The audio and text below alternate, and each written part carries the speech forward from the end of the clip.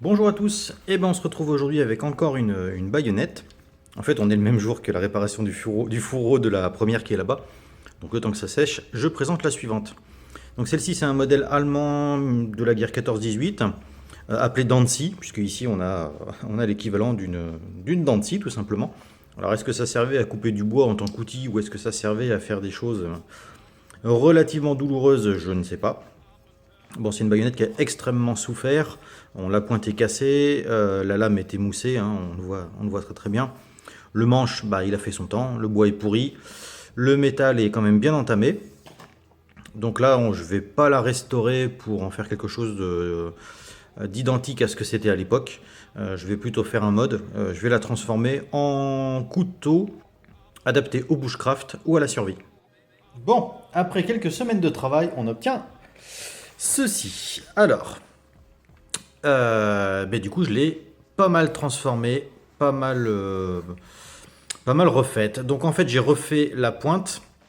Parce que la pointe était cassée et puis de toute façon elle était quand même très très abîmée. J'ai retiré beaucoup de matière de façon à retirer les aspérités qu'on voyait comme à l'intérieur ici, là, de façon à pouvoir polir la lame. Donc là elle n'est pas affûtée, hein, elle est juste nettoyée.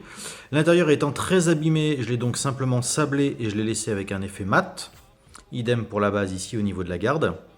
J'ai refait les dents de scie, donc là on peut vraiment couper une branche avec, c'est vraiment très très costaud, je pensais pas, mais une fois affûté c'est vraiment ultra efficace.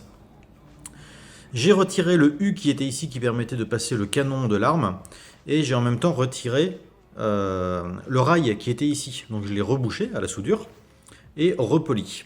Ce qui permet d'avoir une forme de bec, voilà, sur l'avant. Donc si on en faisait une arme de défense, ça veut dire qu'en la tenant par le fourreau, on pourrait mettre un coup assez violent. Mais là, c'est pas le cas. C'est plus pour faire joli, je trouve.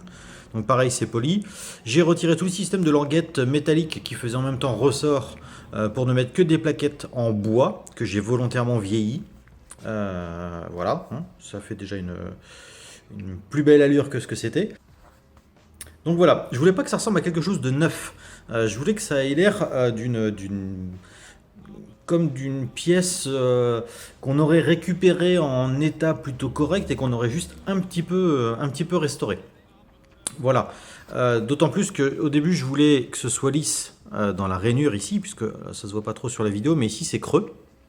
L'ennui, c'est que la rouille a vraiment fait son effet, et si je veux retirer les creux, donc retirer de la matière pour obtenir ce brillant là, je vais être obligé d'enlever beaucoup trop de matière et ça n'a pas l'air, mais c'est quand même relativement fin et c'est un métal qui est quand même un peu souple. Donc je préfère laisser comme c'est et dire que c'est artistique, ça fait une belle fausse excuse, plutôt que de risquer de faire quelque chose de mou et de quelque chose de vraiment trop souple. Voilà, je pense que j'en ferai pas plus. Ah oui, j'ai percé aussi cette partie-là pour pouvoir mettre un galon, donc ça on verra après.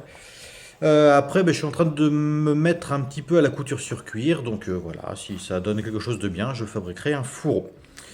Voilà, bon merci d'avoir regardé cette vidéo, et puis c'était encore une fois un interlude en attendant d'avoir un petit peu de rétro gaming. A bientôt!